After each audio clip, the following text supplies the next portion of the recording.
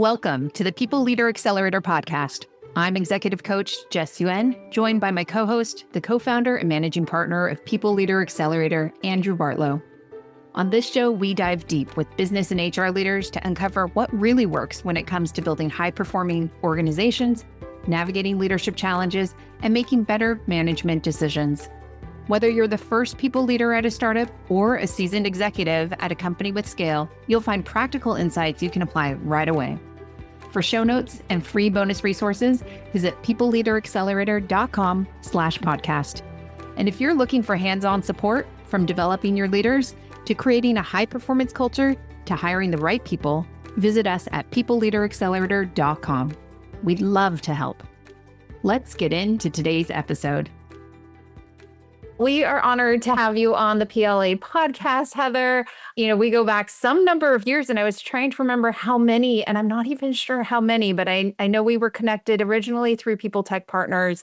And you immediately stood out to me because we both went to UC San Diego for undergrad. And I was like, go Tritons. Go Tritons, yes. Yes. And the last few years you've spent at Signal Fire as a partner there, as their head of talent.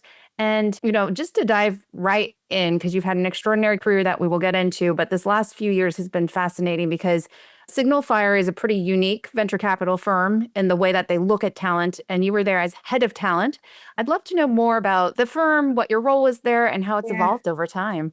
Yeah, so the firm was founded now a little over a decade ago, but originally before they even raised their first fund, they were founded on the premise that good data can inform better outcomes for companies, and that talent data in particular is going to be incredibly important for companies. Founders struggle with that. And so they created something called Beacon Talent.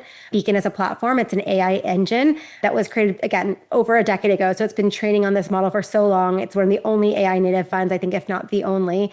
And its whole differentiator is this notion that if you add data plus tech plus people, you're going to have better outcomes. And so there was a mix of, and there is still a mix of great products, great data, and also really great operators who are there to help portfolio companies through. And that's the role I was honored to play for 4 years, which was leading our talent team, which helped our portfolio with everything from hiring to performance to compensation to whatever else you could imagine. So, yeah. Amazing. And how many companies were you supporting in that role? Oh gosh, well, there's nearly 200 companies in the portfolio overall. But at any given time, probably, a dozen frequent flyers and a few lightweight stuff, but it would shift over time. So depending on where the company was, sporadically, you'd spend a lot of time with the company and then they'd be off into the races with, an experienced people leader, and it's time to sort of say goodbye on that part. But other people at the firm would pick up in different categories. Where I really spent my most time was with the earliest stage companies. So think seed, Series A, Series B companies before they've hired a people executive, helping make sure that they have the right people and talent foundation so that when that executive comes in, less organizational debt, which is, I think, what we've all experienced coming in as people leaders, is you can kind of inherit a lot of that. So, yeah. Heather, I'm really excited to hear your insider view about how the VC talent partner role works with HR leaders inside those portfolio companies. So our listeners will generally be mid and senior level HR people at tech companies. It may be in part funded by Signal Fire. What would an in-house HR leader benefit from knowing about how the talent partner role works?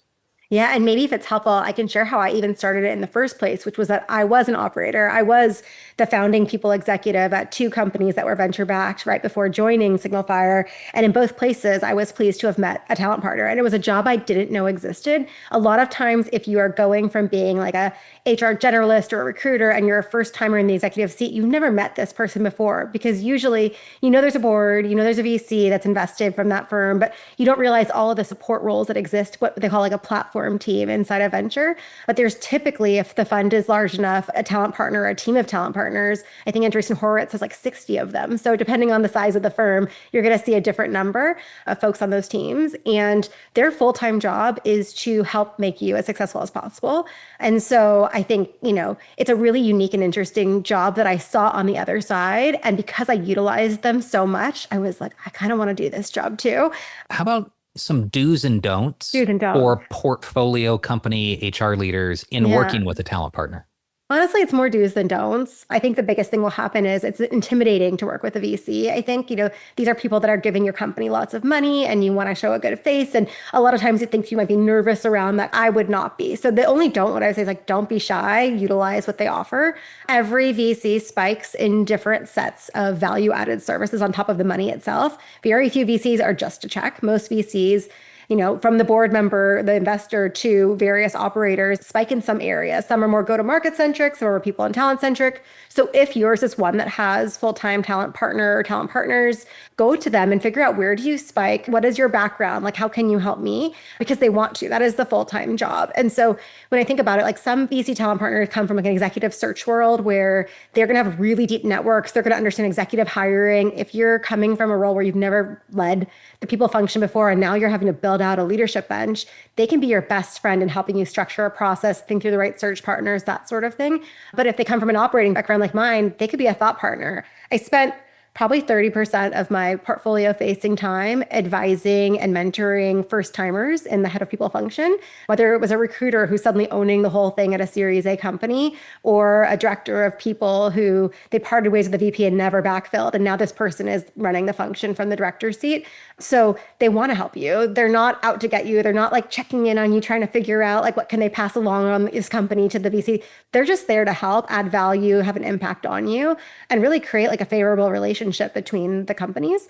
And so use them and know what they're good for based on their background. Like be a recruiter and read their background and figure out where are they going to spike. One other thing I would just quickly say is, if they don't reach out to you, don't take that as a sign they don't want to talk to you, because like I mentioned, there's hundreds of portfolio companies in most VCs. And so it's not that they're not reaching out to you because you're not important or they don't want to help you. It's that their inbox is probably really oversubscribed with a bunch of people asking them for things. And they're probably reactively trying to like tread water and just support the people who are coming to them. And that doesn't mean they don't want to help you, but go to them and bring your specific asks of what you would like to see and work with them on. If they offer programs or events, like go to those too, and then build a relationship over time, because then it's going to be a lot easier to be top of mind for them when they do have proactive time. That's really helpful. And understanding where they're coming from and what they can help with most, that's a particularly good tip. I'd love to just dig a little bit on sensitivities. Like sometimes there could be some angst about sharing some of the dirty laundry of the organization or skeletons in the closet, or your CEO founder might be less comfortable with you having a conversation with investors. Like how do you sort through those situations where things aren't perfect and or your leadership team is being, kind of protective? Yeah, it's a lot like being an internal people leader in that sense, and that you have to use discretion because every situation is nuanced. There are times where people leaders have shared with me frustrations with the CEO or founder or something that's going on.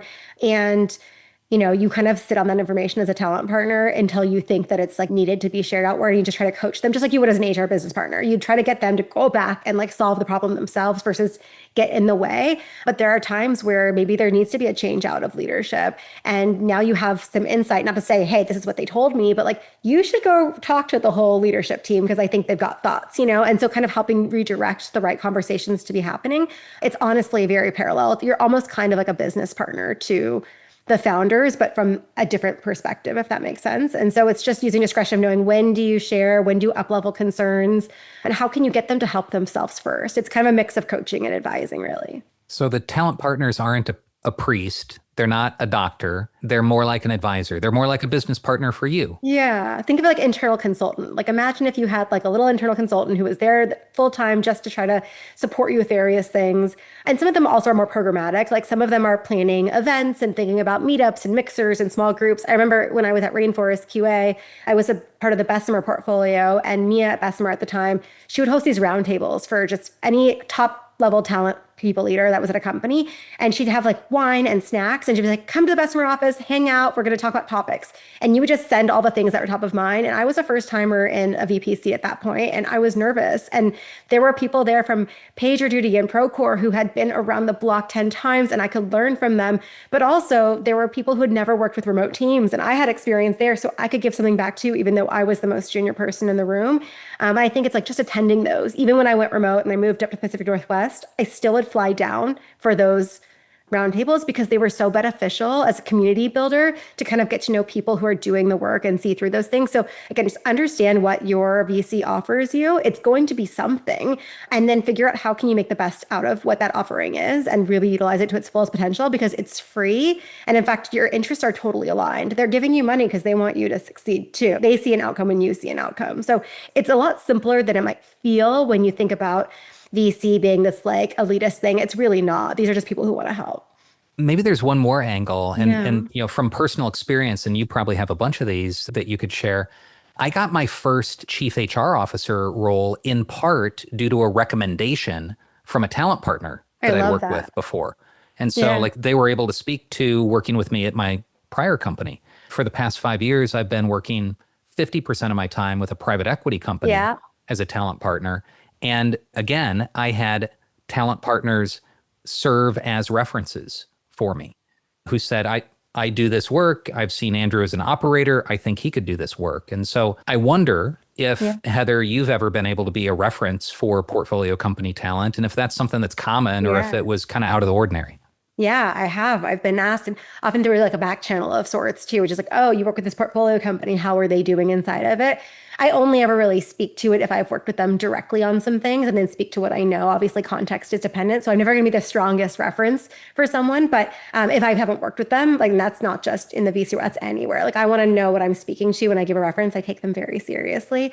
But can speak to saying like, hey, they were here from this period of growth to this period. They were a right hand of this person. They reported here, like really helping that person succeed. And I will say the number one request I got probably on either LinkedIn or emails just in general from people was, how do I get your job? So I think the fact that we've both done the PEVC thing, it's kind of like a rarefied opportunity because you get to kind of be a consultant and flex in and out of companies, but there's no business development. So it's a pretty fun and cool job. And I think lots of people want to do that job. And I think more operators should do that job. A lot of the background of people who have done it historically have been search partners. And I think that's two reasons, by the way, if anyone's interested in taking the VC talent job. The first reason I've learned, and I thought it was always this, is that a lot of times companies care about the leadership team you're able to build out, and that's where they want to add help. And because search partners have done a lot of search work, in general, they have a huge network and they know what great looks like in an executive. So they can assess and evaluate and help them build their teams. That was sort of the ethos that I thought. But I got a new version of it, I think, once I joined, which I think is where operators do struggle sometimes, which is client management. Ultimately, you're not part of these teams. You're not in one company. Again, I mentioned I'm in and out of a dozen at any point in time, maybe more sometimes. You have to carry and hold so many different people's contexts and teams and jump from situation to situation and still make it feel like you remember who they are and what their thing was so you can offer the best help and make them feel really seen and valued.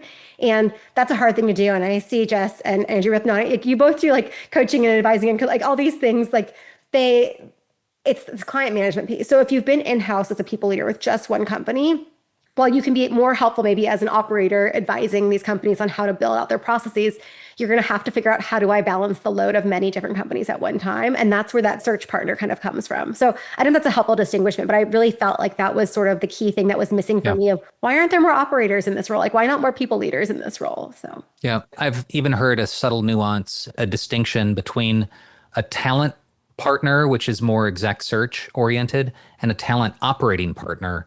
That was an additional word, but indicated a little bit more about the type of work. Yeah. Well, I think you said it really clearly. A lot of people want to do this work. You've been doing it at a high level for a well-known firm for a number of years. And at the time of this discussion, you just announced that you're leaving Signal Fire.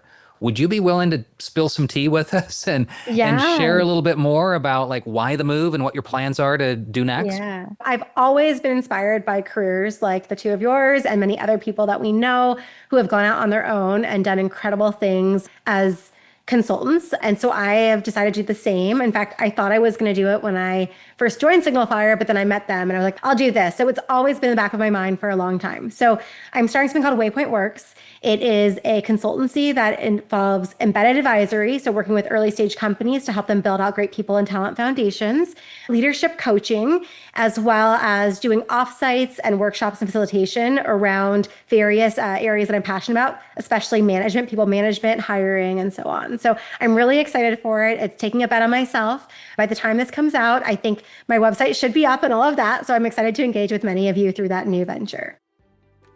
Hey, this is a quick break for something that could change your career as an HR leader. Scaling a company? The People Leader Accelerator gives HR leaders tools, peers, and a lifetime network. Apply now for our 16-week program. All right, let's get back into the conversation. Let's make sure to call it out for the audience. What's the website? It's waypointworks.co, so .co. Well, we're really excited for you, Heather. Thank you. Andrew and I have gone out on our own, and we know all the feelings that come with it as you're embarking on this journey. But you have an incredible network, of people who know how amazing you are.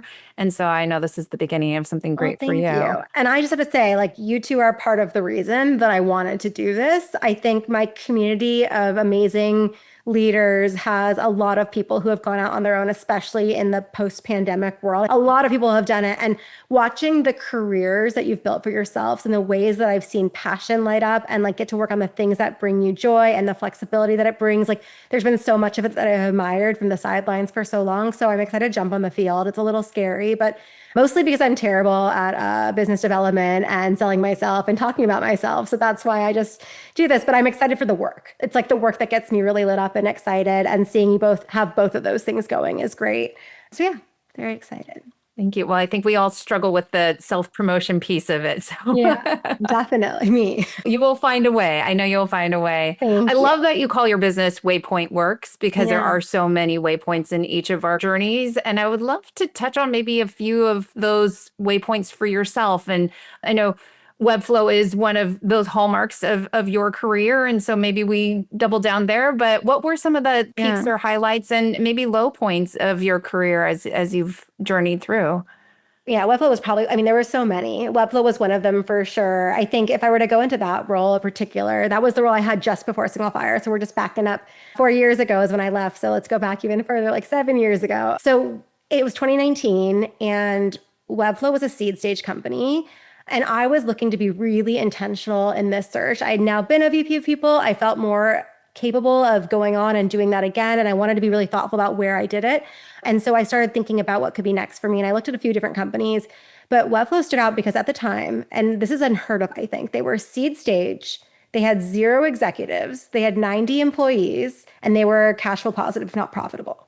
So you don't hear of a lot of seed stage companies that make it to 90, especially because they're cash flow positive, and it wasn't some mega round. It was like a $2.7 million round or something at their seed.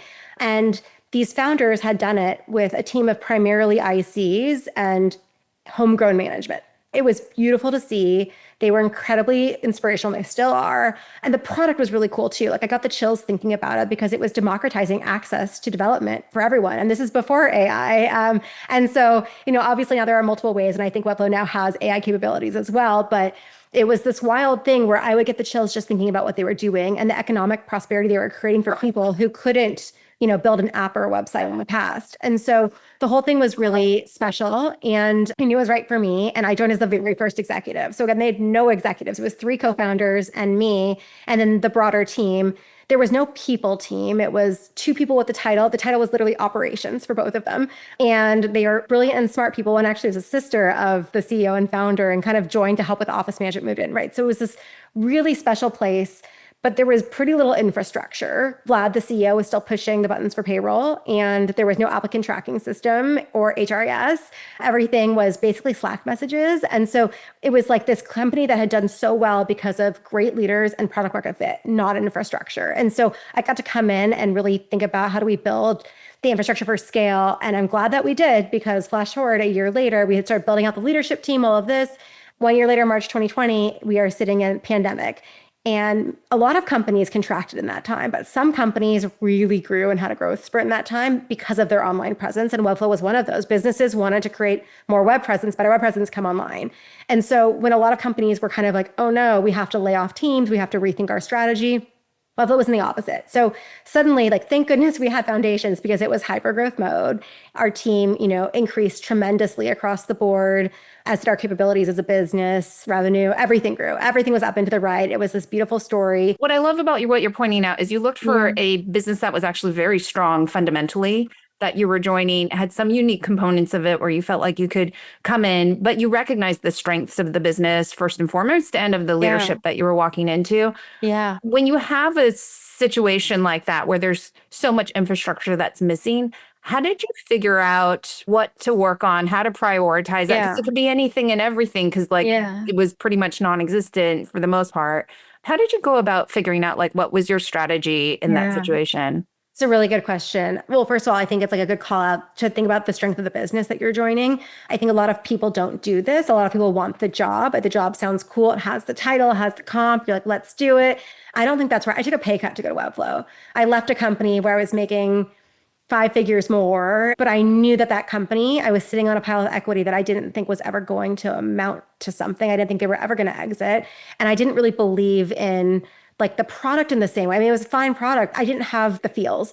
And I believe that if you can find a product where product market fit is so wild that the growth can keep up, you might see some chaos infrastructure wise, but you're choosing to hop on a rocket ship. And I think, understanding that the business fundamentals are there, the leadership is there. You see the journey and you see that the journey can be something meaningful. It's huge. Think like an investor as a people leader when you're taking a job and decide, do you think there's going to be an outcome here? And is it an outcome that I want to be a part of? Because ultimately that is a big reason why I chose Webflow, and I'm glad I did. And then in terms of what to work on first, it's so funny. So you're interviewing and I'm like, well, what do you think the biggest problems are to the founders? And they said, we're not great at sourcing. We need to really work on sourcing. And I said, well, what is your applicant tracking system? What tooling do you have? And they said, we have Greenhouse. I was like, great, that's a great start. We'll work from there.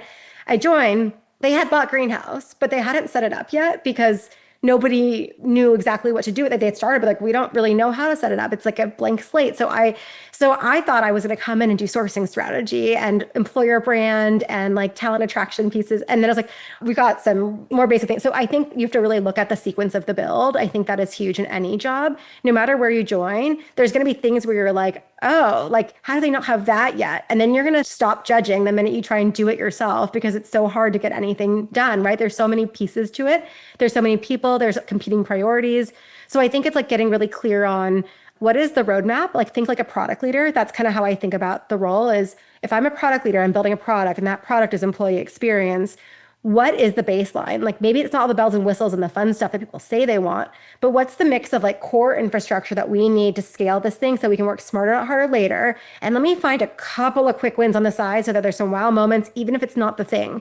So what I did was I paired the infrastructure build, but I layered on comp, our P2P company actually, but essentially it was perks and benefits. And so we were a remote first company with in-office perks for the in-office people, but nothing to pair the others. And so I thought we can do talent attraction, employer brand by calling in more remote folks, getting this quick win, signing up quickly for comps, offer a fitness stipend. People wanted wellness stuff. They were asking for that right when I joined. That felt like a burning need from some folks on the team. And it was an easy, small, quick win I could just do on the side while building the machine. So I think it's a mix of understanding what are your core boulders or big rocks that you're trying to accomplish. And if they don't have any jazz to them or appeal and you're trying to win over this early team, take a listening tour first, get to know what people want. And when you see small wins you can do in a 4-hour afternoon and get the buy-in easy, just do those while you're at it. So you kind of have this balanced approach. That's at least how I approach things. Yeah, I love that you're talking about both what's the big rock, where's the boulders, but also what are the quick wins that employees will recognize and appreciate and say okay, there's something happening while you're trying to have that runway to be able to get the bigger things in place.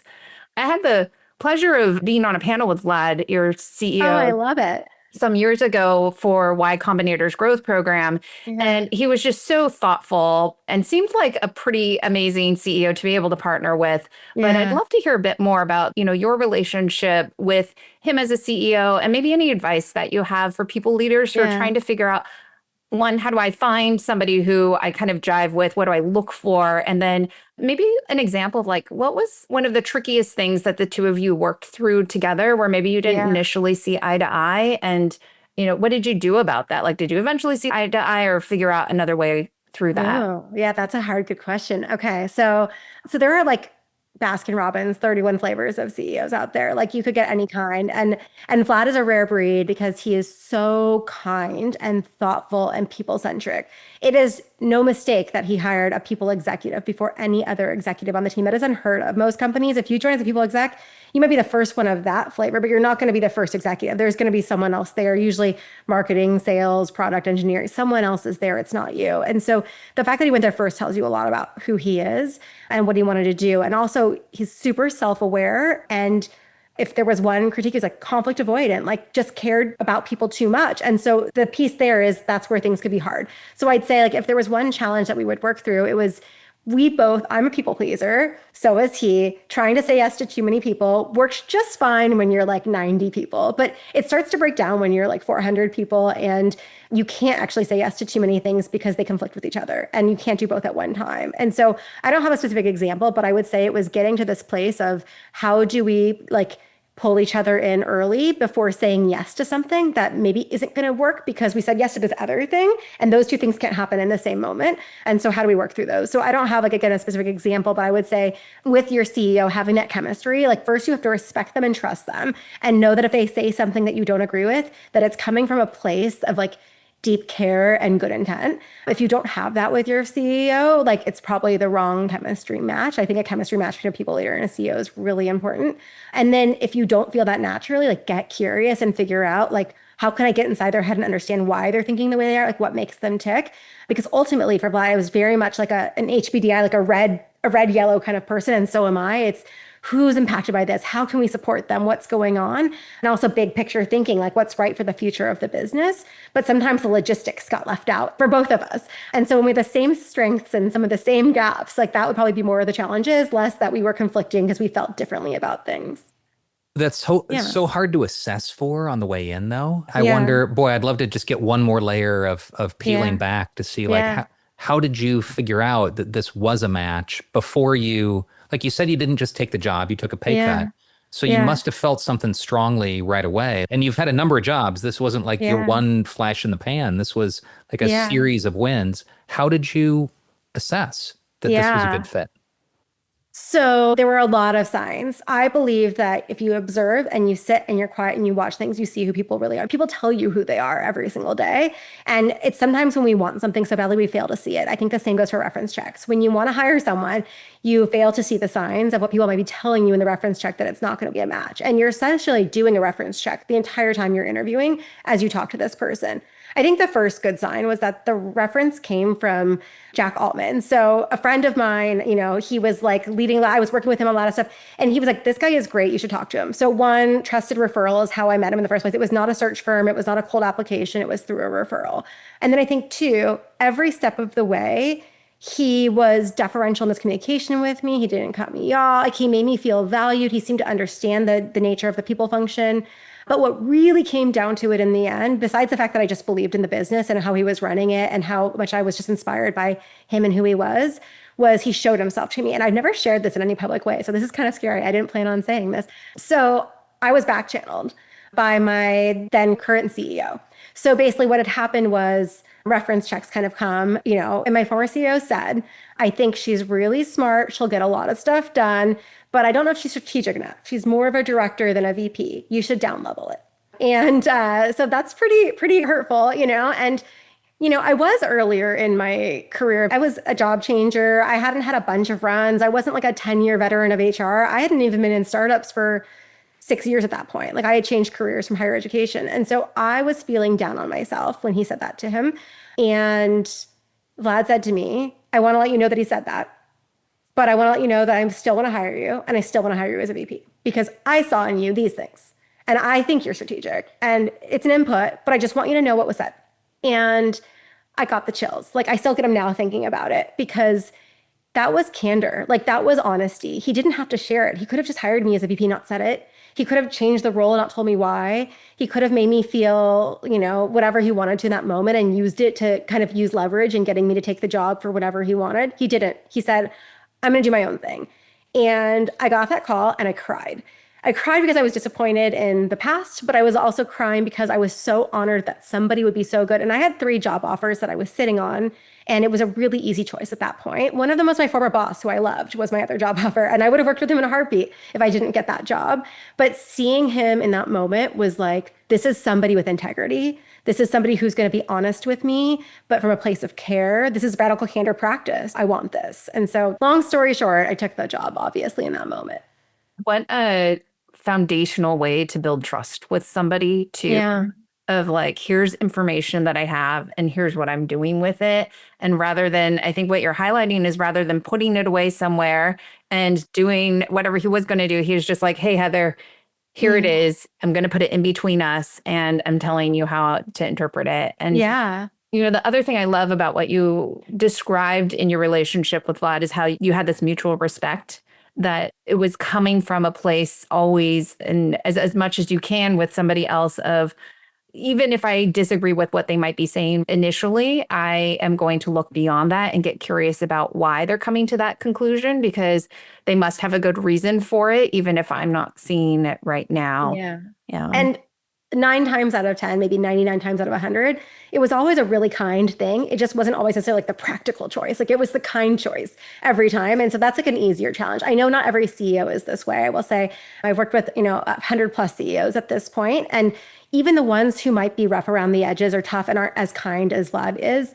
I think even those ones come from a really good place. They want well. If they have a chip on their shoulder because they're trying to succeed and they can't let this thing not work out, they will do some things that might seem kind of wild. But when you kind of really get below the surface and understand that CEO, you realize that they mean well. Everyone means well. Nobody is coming, at this job from a place of I'm trying to harm or hurt people. They're coming at it from a place of whatever their own history and trauma and lenses that they're working through alongside all of this. And then how they show up might be something that reflects something a little different. And so like that trust, that relationship is super important, but also kind of stepping back and going like, what's really going on here? And how can I understand this person so deeply that when I disagree with them, I'm disagreeing from the same side of the table, not from a different side of the table. You're not above them or over them, you're next to them. Heather, that's so powerful in terms of trying to understand where your CEO founder is coming from. I feel as though sometimes the CEO founders get a bad rap from HR leaders. Like I hear an awful lot of empathizing of, oh, you've got a founder and they just don't get it. They're just not a people-centric leader and I should just pick up stakes and go find another job. Yeah. Good luck. It's a tough environment out there. Well, that's true. At the same time, though, I wonder if there isn't an opportunity for a little bit more empathy as well. And I think you put it like really nicely. No CEO founder is out there trying to be difficult, I think. Nobody's out there trying to get people to quit or the company not to meet its goals. I guess a personal observation would be more often I see people getting in their own way because they care so much that leads to some not always productive behaviors that are often magnified by a power dynamic. Yeah, 100%. I think that's a really great observation. And I think what you said around they're not people-centric as a CEO. Well, guess what? Like you're making it this or that. Like it's either people or it's business. The business is the people too. Like it's all of it, right? And so you have to think like a business leader, and people is a part of the business, but it is not at odds with the business. And so how do you think through being a business leader first that happens to focus on people, and being a business leader who is understanding how do you achieve the business's goals through the people? And again, not putting the things at odds when it's like a false dichotomy. These things can exist together and they can commingle.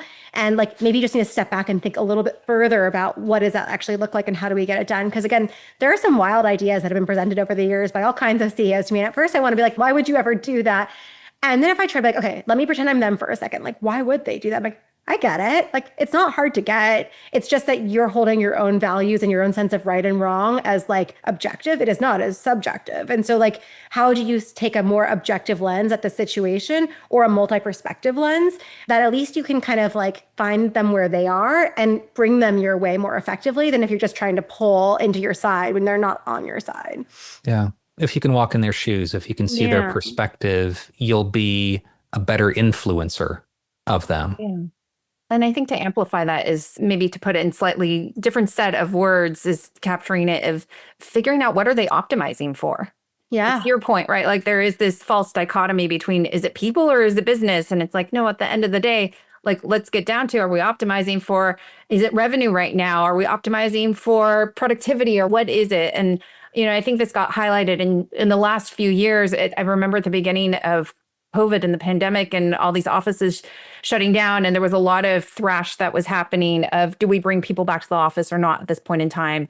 And it was like, are we optimizing for the health of our employees? Or are we optimizing for the productivity? And the minute that you could put it into terms of what is first and foremost, of like, of course we care about both.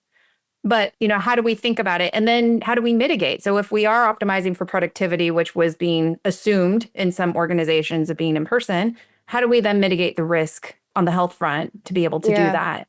But I think what you're highlighting here is so powerful of the minute you can say, here are the things that we are optimizing for, the values that we are upholding, then we can start to then work through this as a problem together where we're on the same side of the table, as opposed to it's this or that, please choose. And, oh, you didn't choose the thing that I wanted. And now we're like, I need to treat you like an enemy. And then what does that do for the relationship? Totally. And this is like true for any relationship, like CEO and VP of people, or any two people in a room. Like, honestly, most of my struggles in the workplace where I felt like I was on a different side of the table was not me versus CEO. It was me versus some other leader who wanted to prioritize some people initiative that like we weren't going to prioritize right then and there, like raising comp again. Like, I'm sorry, we're not having this conversation again, And so I think it's like easy to point fingers at the person with the most power, but you can use the same strategy for any kind of even personal relationships too. So I love this. Yeah, this is fun. I'm wondering, and maybe for the benefit of our listeners, and for me and Jess, like how did you go about developing this perspective, having the empathy to understand where other people are coming from and being able to influence it as effectively as you do? Was it life experience, work experience, education? Like, how does somebody else grow this? I think it's how I'm wired, for starters, for better or worse. Okay, so if you're probably all familiar with like the 4 quadrants of emotional intelligence, where there's like self and other awareness, self and other management, I've always been stronger on the other side than the self side. So other management, other awareness. Sometimes I don't know how I feel about something, but I'm very aware of how everybody else in the room feels about the thing. There's a lot of people with really great boundaries that like always know how they're feeling in a moment. I'm like, I envy those people, because sometimes I'm like, wait, how do I feel about this thing? And so I think that's one. And then I think 2 is like being very aware of theoretical dynamics in organizations. And I have my doctorate in organizational leadership, so it kind of does help sometimes in the workplace, but it was more theoretical, which is like thinking about bases of power in a room, thinking about like leadership styles. There's so many different types of theories that exist that can help you assess and analyze what's really going on beyond the thing right in front of your face, to figure out like what could be moving this. Like, Jess mentioned, like, what are you optimizing for? But also, like, what's the driver of the thing that's happening under the current? And I tend to look at everything in bases of power. It's, again, just kind of like what I've naturally gravitated towards, because power speaks to so many other theories, like societal norms or whatever else. And so for me, I think I'm just always looking at where is the power in the room, and also what power do I have, because there's more than one type of power. It's not just title. There's 5 to 7, depending on which version of French and Raven you look at. But like, where's your power and where's others' power? And then how does power being leveraged to get things done? And not in a way where it's manipulative or influencing for an agenda, but just from how decisions get made. So the more you can be aware of that, I think the more you can start to unlock these pieces.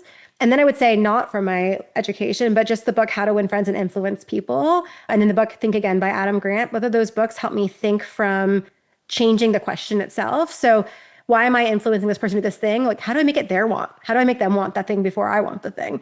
And then, so how do you frame the ask? And then on Adam Grant, it's like, are you even pushing for the right thing to begin with? Like, can you get curious and ask more questions? Because maybe the thing you want isn't actually the thing you want, and you're just stuck in your own ways. So it's like, what are the frameworks and tools at your disposal to pull yourself out of it? That was like 18 frameworks in one answer, though. So sorry. That's a lot of frameworks. And we need to make sure that we pick that up in the show notes for sure. Yeah, we'll list them out for you at the end. Well, and you very subtly like dropped in, oh, I've got a doctorate in organizational behavior as well. So like, should more HR people go get advanced educations in organization and leadership, or is there a better path to grow the skills that will grow their careers? Yeah. So spicy take. I don't think higher education is that great of it. I have 3 degrees. One of them is Master of Higher Education. That was a topic I studied, higher education. So it's pretty meta, but you basically get taught how inequitable and terrible higher education is in that program. So the whole thing is very bizarre. I don't think that higher education is the right choice for 95% of people. I think that there are programs that are much more practical and workplace oriented that are going to be more applicable. Doctorate is very theoretical, and you come up with your own research and you're doing your own research, and it may have nothing to do with like 95% of what you do in your job. Not a plug for PLA, but a plug for PLA. Like, there are programs that basically act as if like they're micro master's degrees in a topic that you can get done for less money, less time, and have a cohort of people afterwards. That's right. I was not paid for this podcast. And they are like basically very accessible ways to do it. I think community for me, programs for me that were more practical were more effective than formalized certifications. Like I did SHRM. I don't use it. I got a doctorate. I guess I use it sort of, but not in the ways you think, and certainly not 4 years and all the money's worth of it. So no, I don't think people should get a higher education necessarily unless they just want to learn and that's the structure that works for them. Love the spicy take. Yeah, thanks. Love it. Yeah. I mean, one thing that's interesting about your education, you didn't touch on what you studied in your bachelor's, which was more related to literature and writing. Yeah. And I would love your spicy take on, as somebody who has studied writing and adult learning and organizational dynamics, in this age of AI, where we can leverage these tools for an incredible amount of help with writing and content creation and learning, how should HR professionals be approaching using these tools? Like, is it okay for it to write like entire documents or HR policies or, like in what ways should we be leveraging it and where does it get dangerous? I'm actually curious both of your takes on the same question. I don't think using AI is cheating. I love AI. I think people should use it. I think it is like a calculator is to doing math on paper, right? Like, why wouldn't you do it a little bit faster? But that said, you have to know what good looks like because it hallucinates often. It creates generic, obvious tells often.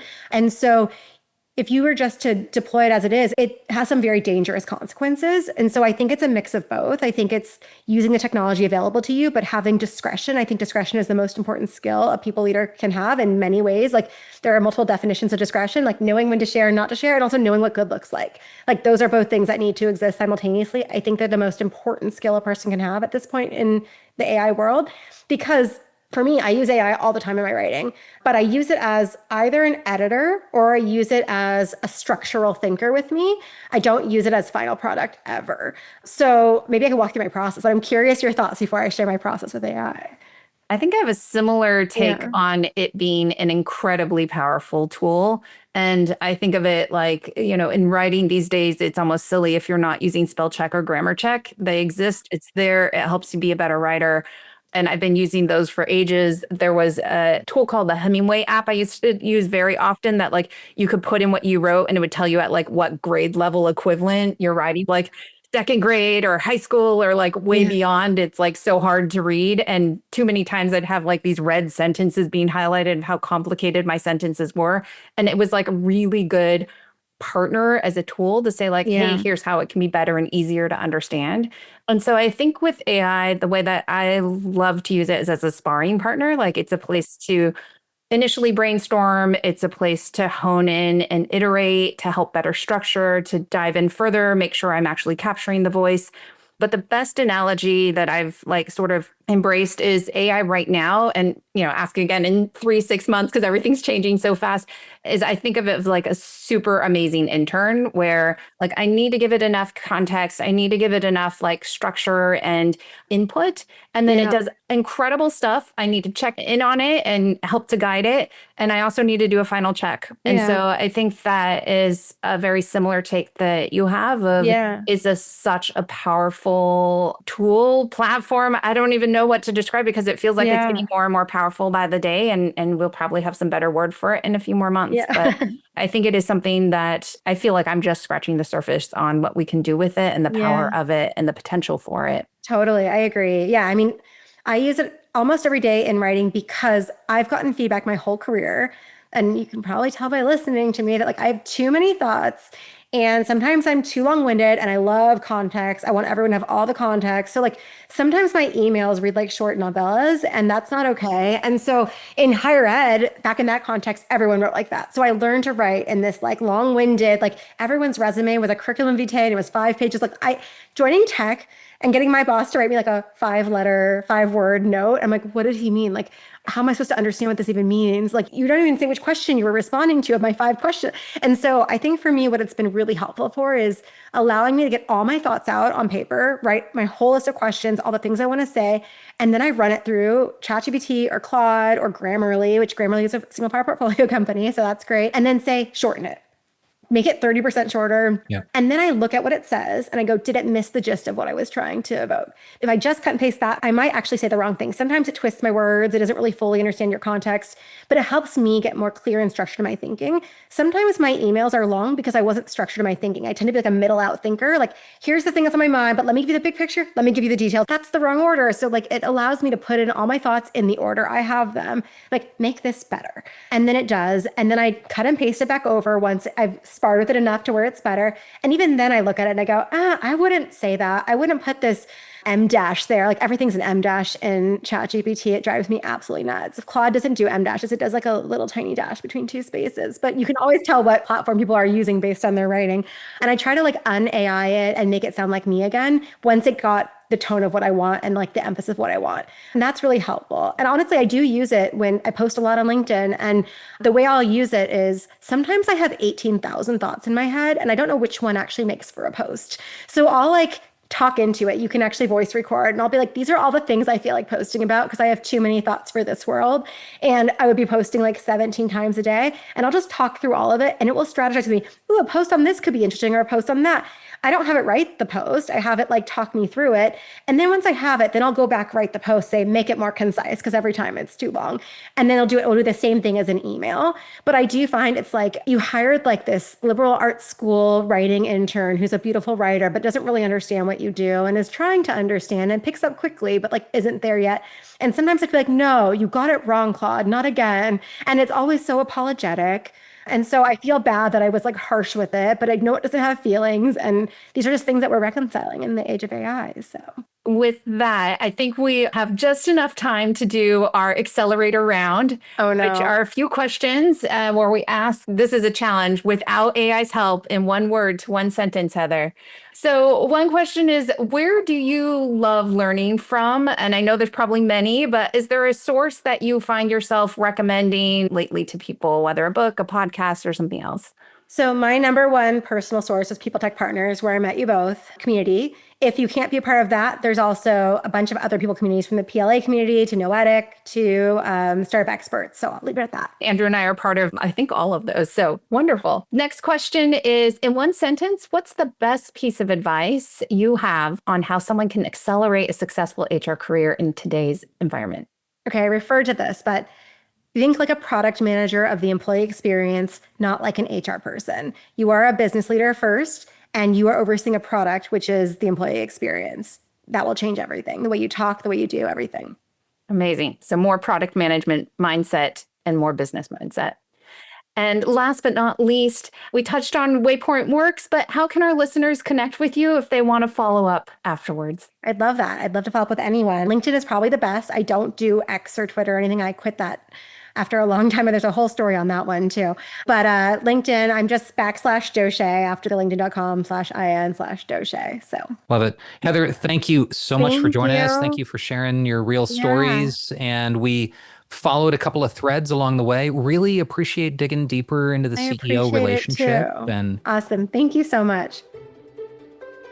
Thanks for joining us on today's episode of People Leader Accelerator Podcast, where we talk with business and HR leaders about what makes great leadership and great work. We hope you walked away with at least one game-changing insight for you and your team. You can find show notes and free bonus resources at peopleleaderaccelerator.com/podcast.